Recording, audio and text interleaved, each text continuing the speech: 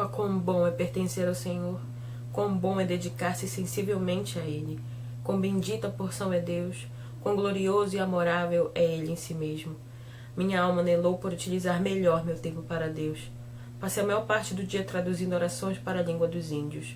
À noite, fui capacitado novamente a lutar com Deus em oração fervorosa. Pude manter uma atitude espiritual de autodesconfiança e de vigilância, sentindo-me preocupado e apreensivo, a fim de não permitir qualquer atitude de descuido e autoconfiança.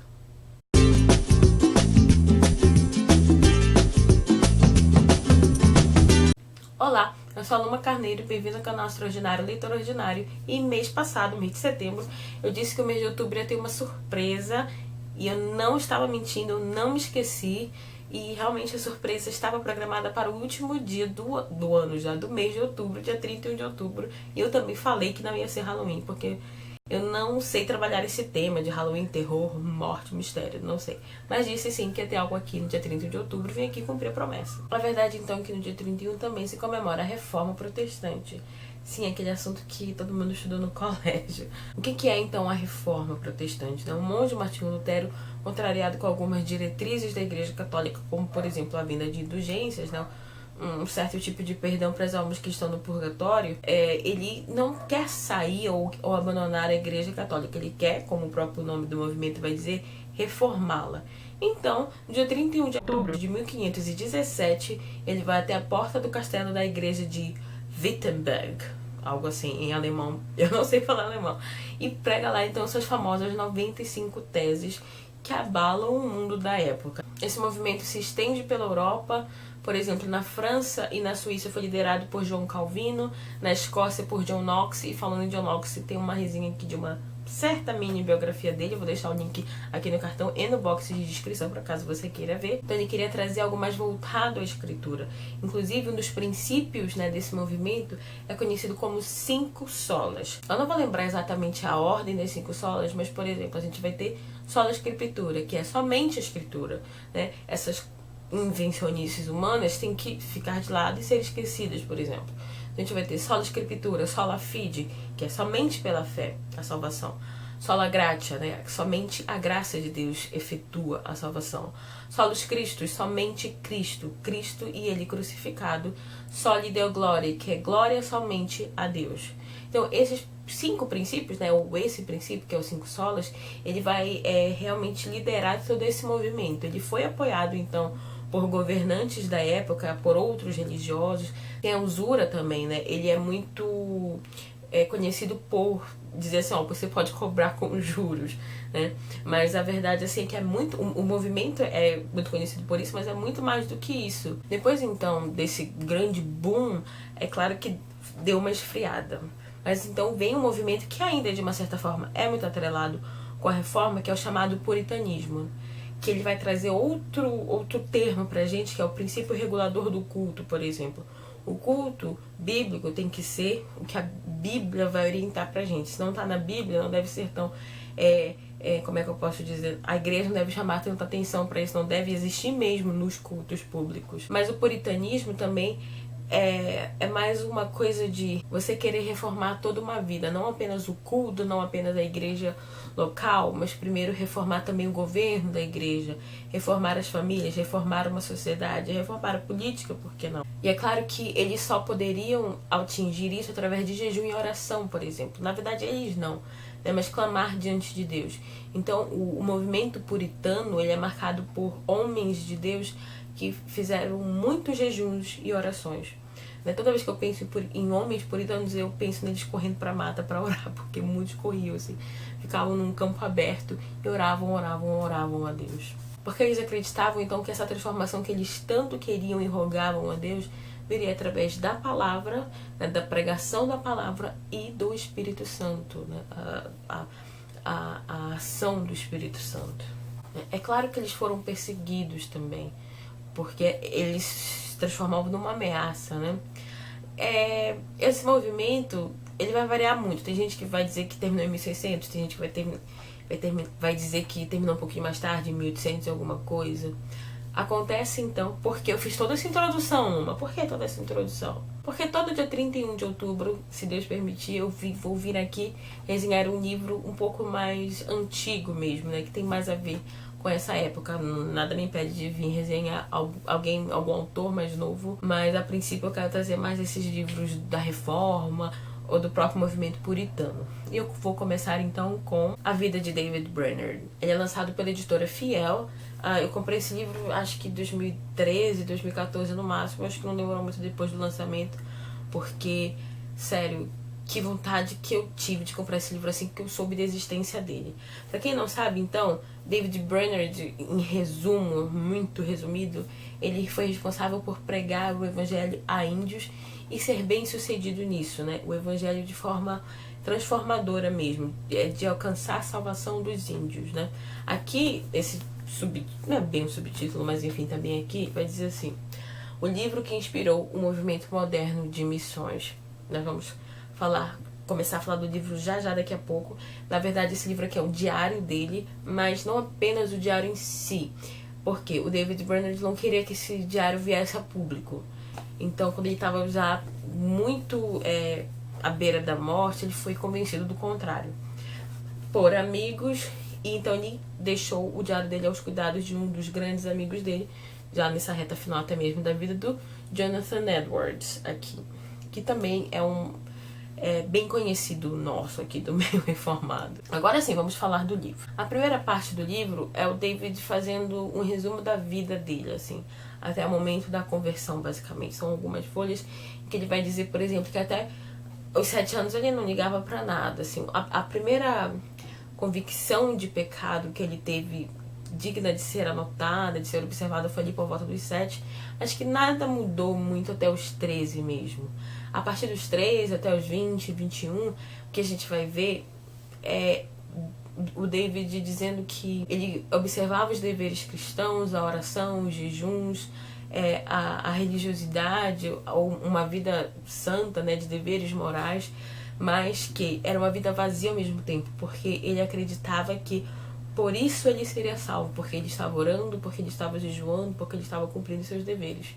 E a gente sabe que, na verdade, é o contrário, né? Ninguém é salvo por mérito próprio ou por suas próprias obras, e era isso o que ele, ao mesmo tempo, né, depositava sua confiança, sua esperança nisso, mas ele meio que de forma inconsciente fazia isso, e mesmo quando ele tinha uma certa consciência, ele negava. Ele dizia: não, eu estou realmente lutando sabendo que eu não mereço de forma alguma, nem que seja pelas minhas maiores e melhores obras. David Brainerd era uma pessoa extremamente melancólica, né? Depressiva talvez, mas melancólica com certeza. Ele mesmo confessa isso, e ele vai dizer que era difícil fazer essa separação às vezes, né, dessa melancolia que ele tinha de uma certa situação para quando realmente a situação era triste e desesperadora, talvez. Mas que ele também vai aprendendo a realmente fazer essa distinção ao longo do livro. Mas ainda nessa fase inicial da vida dele, a gente vai ver então que ele tem problemas com algumas coisas, já que ele não consegue ser salvo. Ele vai ter problemas, por exemplo, contra a rigidez da lei, né? A lei de Deus exige muita coisa para você ser salvo pela lei, e que ele não conseguia cumprir. Ele achava que ele não conseguia cumprir porque ele não se dedicava bastante. Mas de repente, mesmo quando ele se dedicava muito, muito, ele também fracassava. Então ele ficava revoltado com essa rigidez de Deus, da lei de Deus. Ficava revoltado com o fato de que era mediante a fé. A pessoa é salva mediante a fé. Mas se a fé é dada por Deus,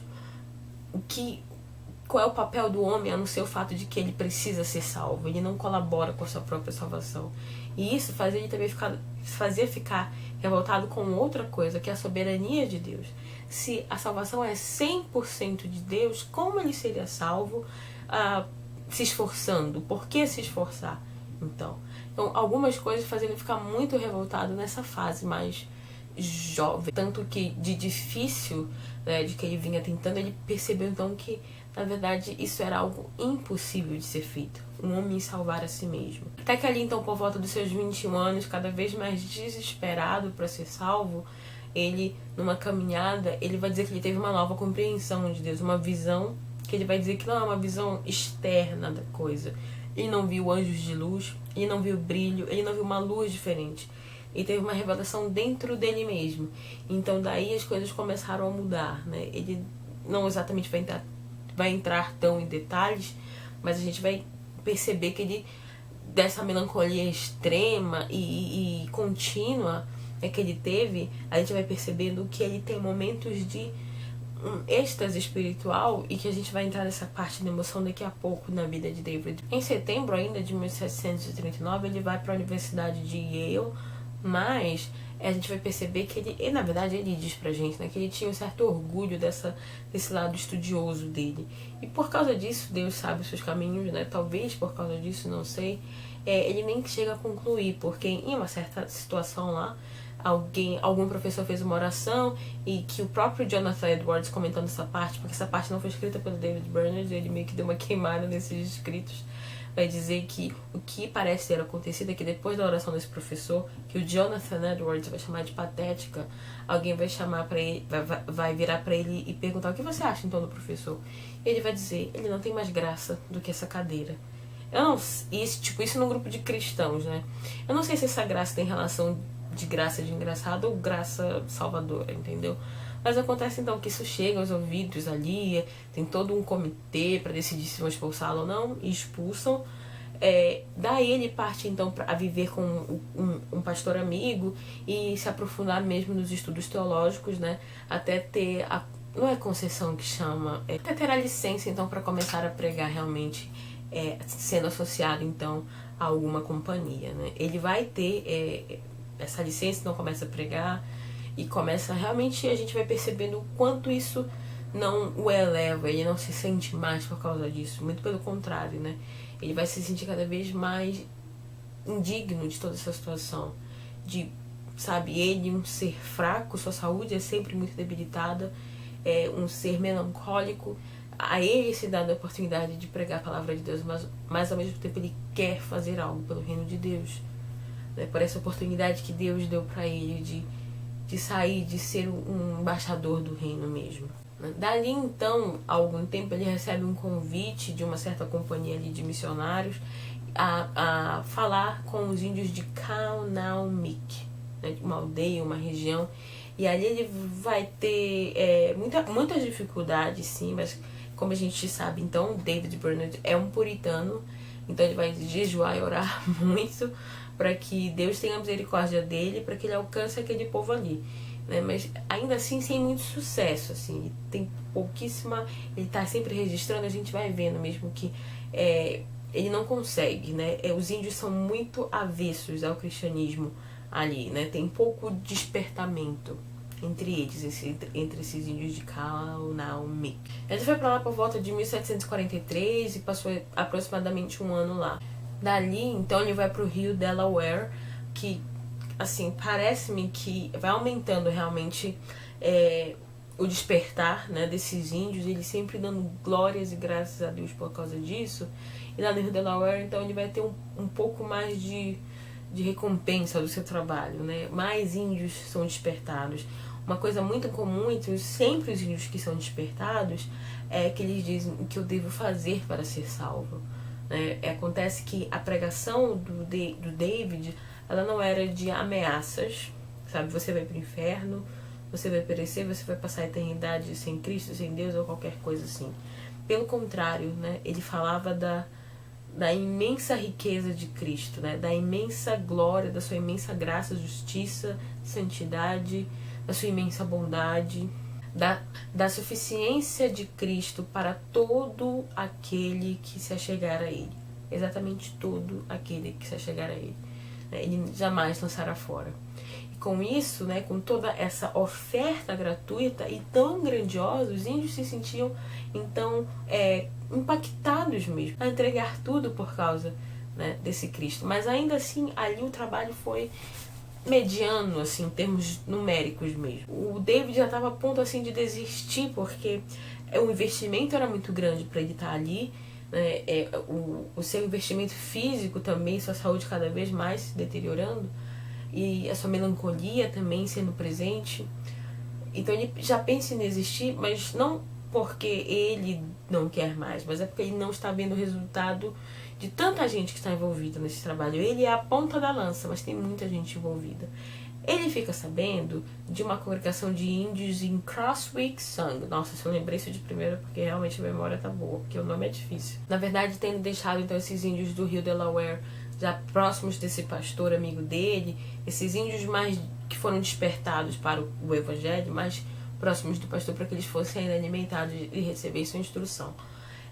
Ele então ouve dessa região de Crosswick Sung, vai até lá, e lá os índios estão assim no raio de 20 a 30 quilômetros, né, nessa localidade. Então quando ele chega lá, ele encontra no máximo, sei lá, 7 pessoas, entre mulheres e crianças.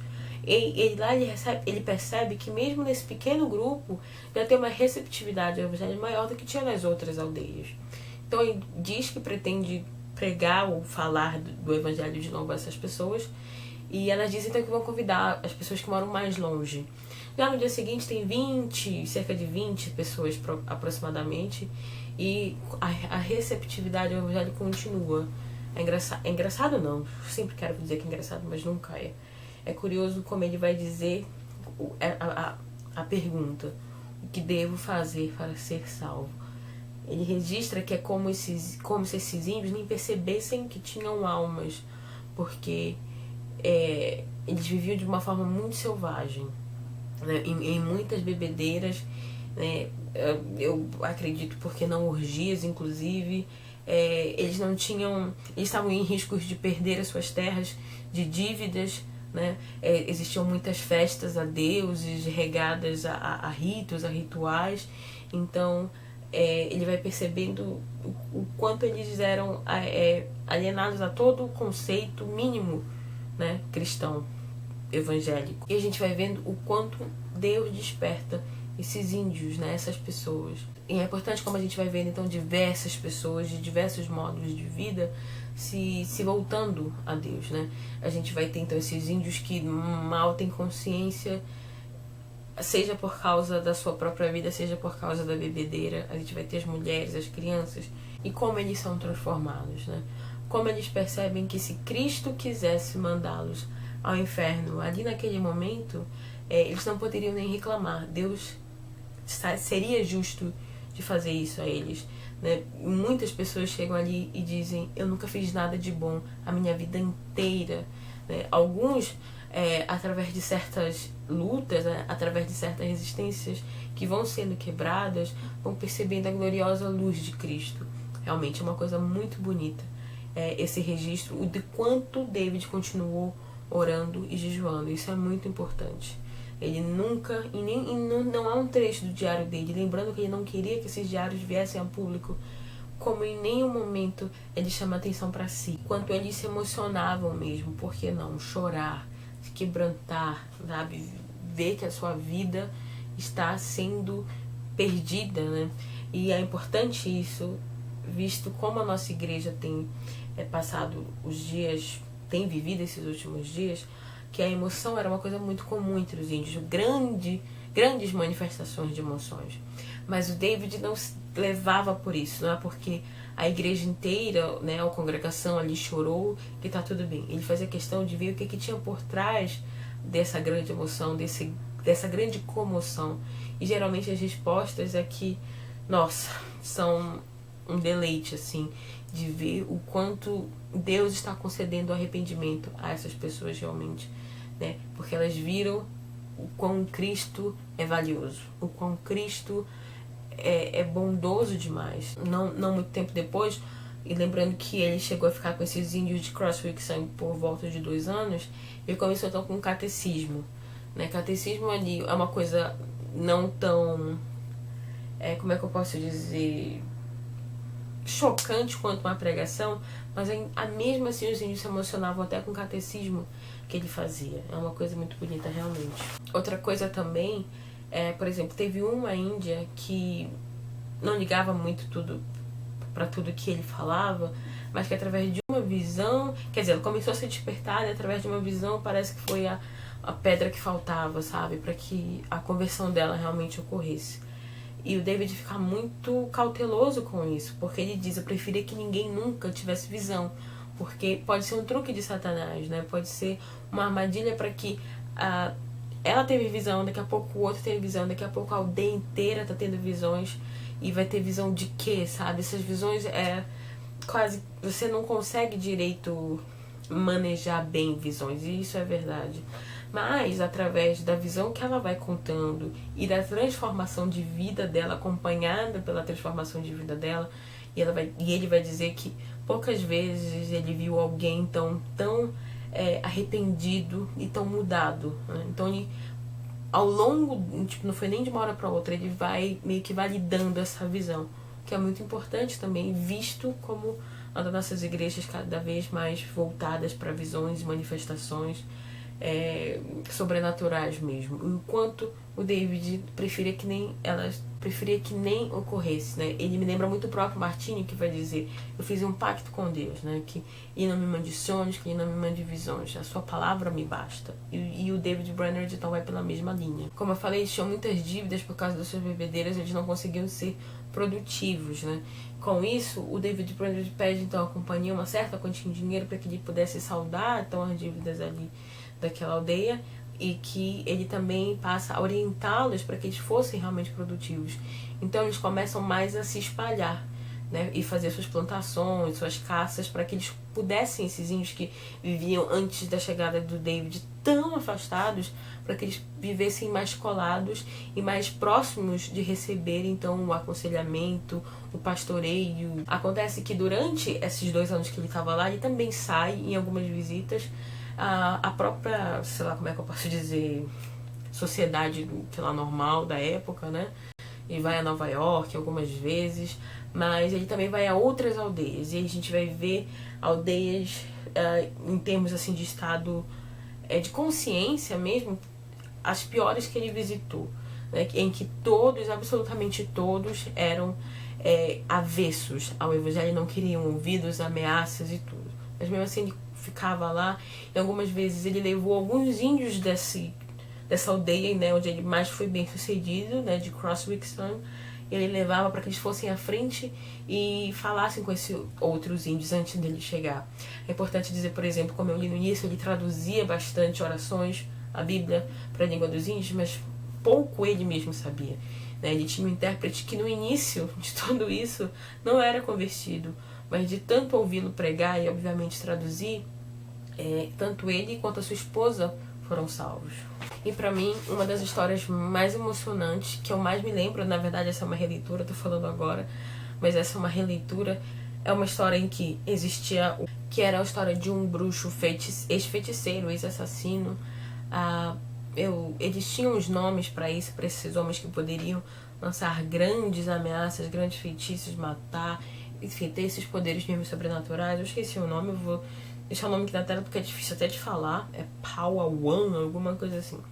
E um desses, então, no início não estava nem aí para a pregação do David Brainerd, aos poucos ele é despertado, mas ele é despertado um pouco aquilo ainda do tentar por si mesmo, né?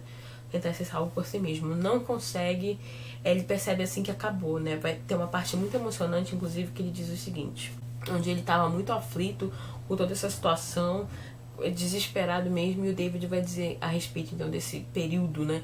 Esse que vem acompanhando já, ouviu ele pregar em algumas outras aldeias até, inclusive. Ele vai dizer o seguinte: esse estado de aflição, né, prosseguiu por aquela noite e por parte do dia seguinte. Depois disto foi levado a mais total calma e serenidade mental. Seu trêmulo e pesado fardo foi removido, e agora ele parecia perfeitamente sereno, mesmo que não sentisse a mínima esperança de salvação. Ele estava sereno porque percebia que não podia ser salvo. Como assim? Ele continua dizendo. Notei que ele parecia bastante quieto, então lhe perguntei como estava passando. Ele respondeu: acabou, agora acabou tudo.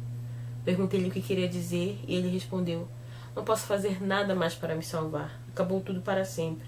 Não posso fazer mais nada. E ainda assim, e essa parte que sempre me toca, mesmo que para ele considerasse que não existia mais saída, não existia mais solução, ele vai dizer: quando é que você vai pregar de novo?